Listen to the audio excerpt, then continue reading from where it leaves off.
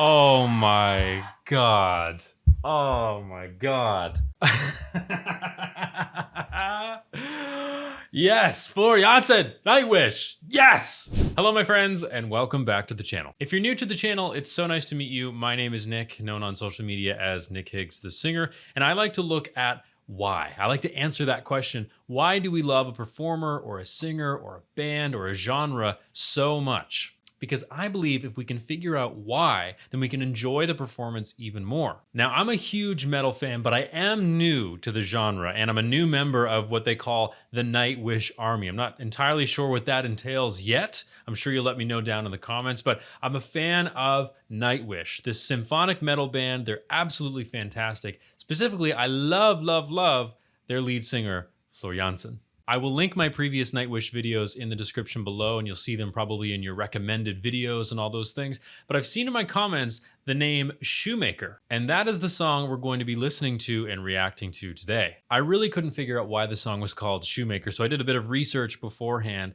and found out that Shoemaker is a very well-known American geologist, which then made me scratch my head even more. Like, what's the connection between Nightwish and this American geologist? But apparently he was an incredible human being. So some brief backstory before we jump into this video.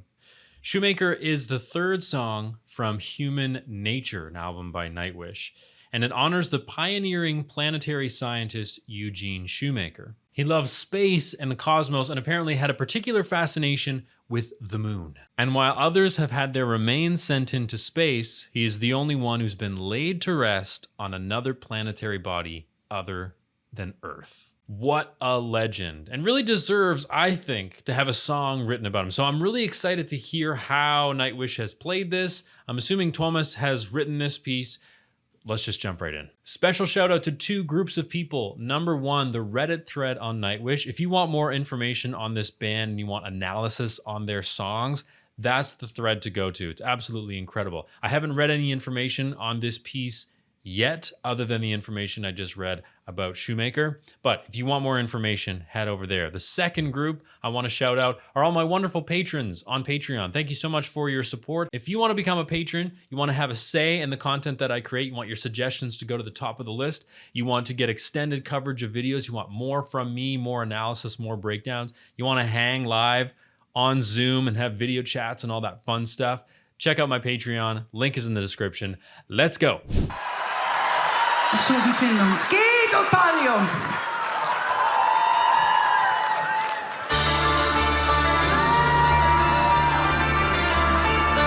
Van de laatste plaat Human Nature, onze vreemde eend, Shoemaker. En het gaat niet over de schoenmaker.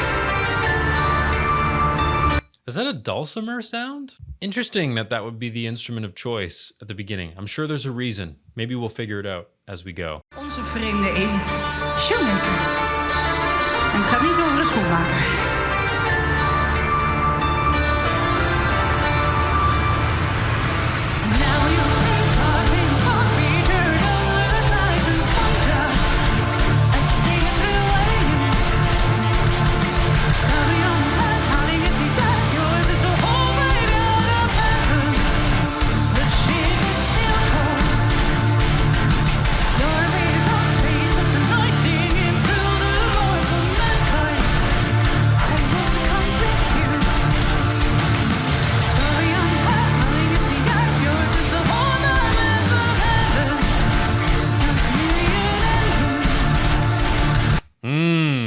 Before we go any further, let's take a look at some of these lyrics. Now you've been tucked in for eternal earthrise and wonder, a sailor through eons, story unheard, howling at the earth. Yours is the whole graveyard of heavens, a ship that sailed home. Anytime you see the word earthrise, you know you are no longer on Earth. So my guess is that this is talking about Shoemaker being buried, or his gravesite being on the moon. This one's called Earthrise on the Moon. A ship that sailed home almost makes it seem like Shoemaker's home was the moon, and now he's just arrived at home. We'll keep referencing the lyrics so we can really get the full picture. Da-da-dee-da-dum, da-da-dee-da-dum, da-da-dee-da-dum. Is very interesting in its melodic structure and its rhythmic structure to me. It's almost folky in a way, and the dulcimer really reinforces that idea that it's kind of like a folk song in a way. As you know, with Nightwish, they take influence and they take inspiration from many different genres. They take inspiration from different points of nature and different cultures and all these things. It's a really great melting pot of music, which I absolutely love. So I'm getting a few different styles here, which is interesting to my ear. I don't quite know what to expect.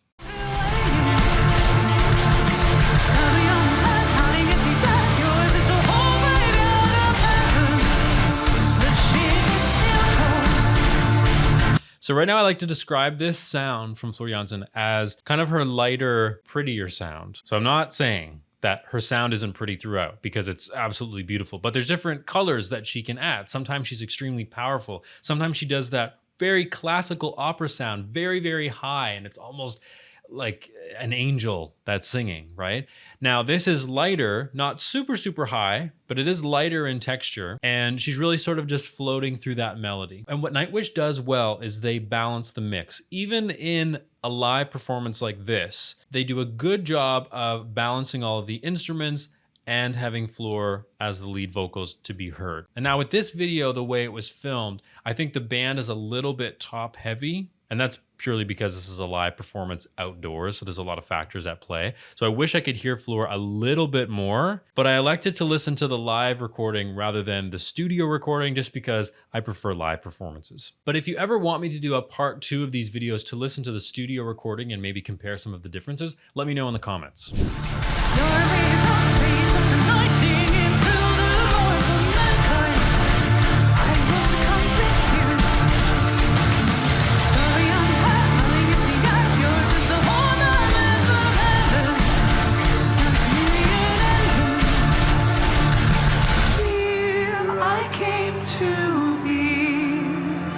You're reaching to the far on the stellar sea, cutting little stars. I like that. It kind of brought the energy to a standstill, almost like time was stopping for a moment. And I don't know if you know this, but it's incredibly hard to do what they just did. So Nightwish, the energy's always high. Even in their pieces that are beautifully poetic, like I'm thinking Poet and the Pendulum, there's a lot of energy that has to come through. Just to perform in front of people takes a lot of energy, but when it's metal as well, you're just in a different category of energy. You have to be. So I don't know if you appreciate how difficult it is to then sing with another person and try to match their tempo, try to match their tuning and their intonation, and also blend your voice with them. So I think, and please correct me if I'm wrong, again, I'm new to this whole genre, I think that was Troy that was singing with Floor. So when Troy comes in and sings in unison with Floor, he has to match her tone and she has to adjust to his, because when you sing in unison, the whole point is to kind of sound like one voice. Let's go back and listen to that again. That section really kind of brought it all in for me. That was really cool. I came to be. You're reaching to the far on the stellar sea, cutting little stars. Interesting. Okay, the lyrics here. Here I came to be, your reach into the far, on the stellar sea, cut in little stars. So the lyrics so far have been, you've been tucked in. Yours is the whole graveyard. You're with us. It's all you, you, you. So maybe now, in this moment, we've changed perspectives, and now we're Shoemaker. We're saying, here I came to be, this is my resting place, I'm home. And maybe that was why they added the male vocalist in there to give us Shoemaker. In our quest to answer the question, why do we like a performance so much? It's all the subliminal messaging things that Nightwish does so well. They add a male voice to change the perspective or to change the point of view of who's singing. Ah, they're smart. They're smart.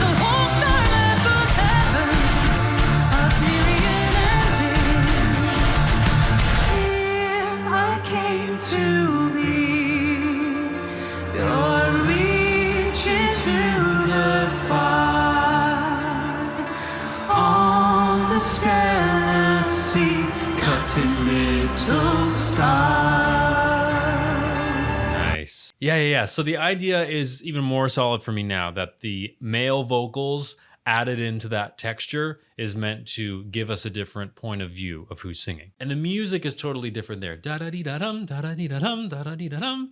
That's one sound. And then dee-da-dum-dum-dum. Totally different. And let's look at these lyrics too. We all wait, the due night, beauty which is worth the hurting. We're coming to join you, hope revived for a lifetime, to rekindle the human spark, in love with the night. All of Thomas's poetry and his songwriting is just so deep, but it's not so deep that you don't understand it. And even if maybe you don't fully comprehend it 100%, you still feel it somewhere. And that's the big thing with Nightwish for me, is I always feel everything they're doing. It's just so nice.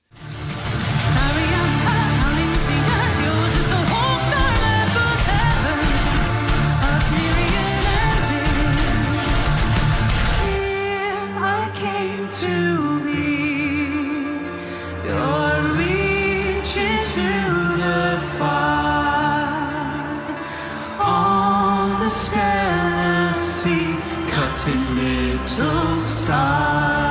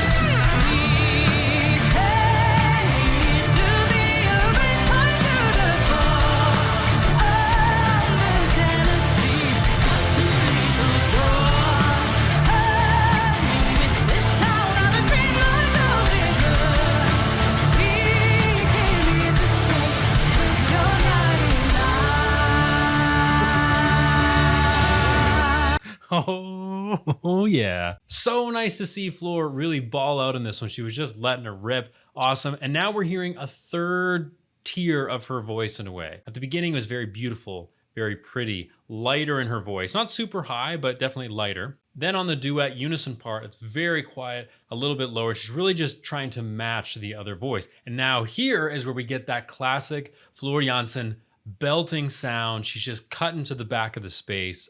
Unbelievably good. It's the same voice throughout, but it's like she added different seasoning or different spices to it.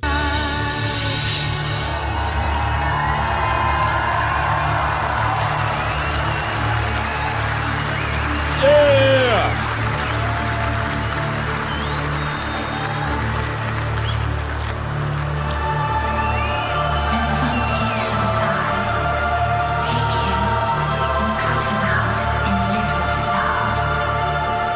He will make the face of heaven so fine that all the world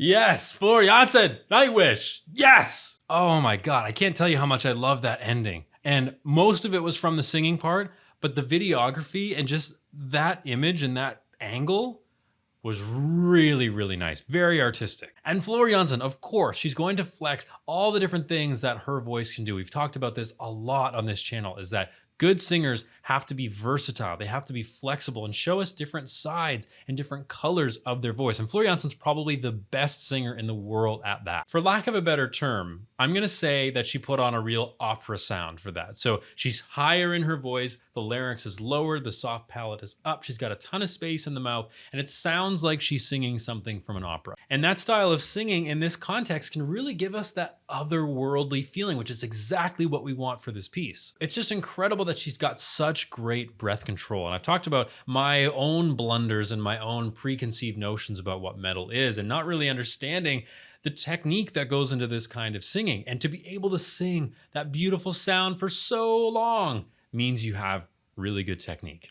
But it's this image right here that's really making it work for me. It's two artists that are part of a larger group giving 150% effort, and just the artistry and the intention and the purpose and the passion is just oozing out of them. And that's one of the things we just have to respect about Nightwish. They're a passionate group. They love their fans. The Nightwish army. I know you're here. I know you're watching right now. They just give it all. They give it their all, 110% all the time. And that's why we love them. Let's hear this last note one more time.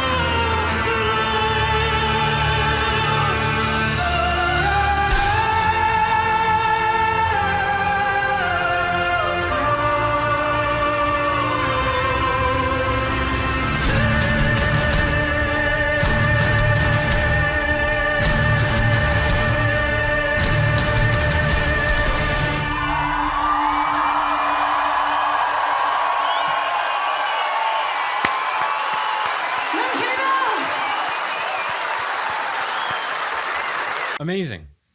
Absolutely amazing. What a perfect homage to someone who is so meaningful in the science community, but in the community of humanity. Someone who's made a difference, but also really is in line with what I think Nightwish values. And to me, it seems that nature and the earth and the ocean and the sky and everything is a really big focal point for Nightwish. Again, thinking back to The Poet and the Pendulum, there were a lot of nature themes within that. And it seems like Thomas, who composed this piece, wrote the lyrics to the music, all of that stuff, has a deep, deep connection to nature and to the earth and to life. And what are we writing music about and for, if not for life and nature and the earth and love? And those are the core themes of Nightwish. In a way, this piece kind of seemed like a eulogy. I can't get over this text. And when he shall die, take him and cut him out in little stars, and he will make the face of heaven so fine that all the world will be in love with the night and pay no worship to the garish sun. It's so beautiful to someone who was so deeply connected to the moon and space, this beautiful vastness. It's a really touching tribute to someone very important. I'm also really enjoying the fact that it's a passionate series of text about someone that you're not in love with. That's a really nice change. Most of the time when we have a love song, or I mean, most songs in general, we're talking about love about someone else, a love that you feel for someone, maybe in a romantic way. That's a very common theme. But to have a song about a love for someone or a deep respect for someone who has passed on, that it's not romantic, is a really great avenue to go down. Eventually you get sick of the love songs, right? So it's nice to have something different. Holy smokes, another amazing performance by Nightwish. I think we're gonna call it on this video. Thank you to Nightwish for being so amazing. All of the instrumentalists in the band, I will put a detailed description of who's performing, where this performance is, and I'll also link the original video in the description as well. You can check out a few other links there, especially my Patreon link. If you want extended coverage, you want more content from me, and to support me as a creator, and as a cherry on top, to have a say in the content that I create, to bump your recommendations to the top of the list, check out the Patreon. There's a lot of really great and exciting things going on there. I'd love to see you there. That's it. If you have any questions, comments, or concerns, leave them in the comments section below. Love you very much, and we'll see you in the next video. Onze vreemde eend, Shoemaker. En het gaat niet over de schoenmaker.